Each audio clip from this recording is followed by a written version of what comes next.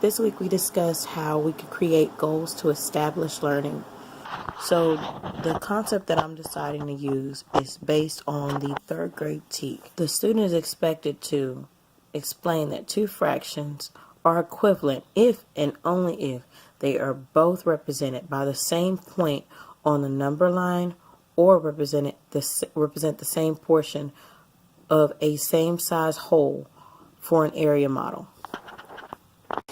The goal that I chose to create was a goal about establishing learning, which relates directly to what I'm teaching currently and for my third graders. The goal that I chose, it states that learners will understand how to simplify fractions with common denominators when presented with a multiple choice question, quiz, or test. The reason I chose this goal is because it relates directly to what I'm teaching now, and I want my students to be able to really understand how to handle fractions and not be confused. The essential question is, how do we determine when to simplify a fraction? An example will be the fraction 5/6 or 5/6. 5/6 does not need to be simplified because it's already in its simplest form. We could look at that same fraction, and if it was a bigger fraction, let's say 10/12 or 10/12, we would need to simplify that to 5/6 because it's a larger fraction.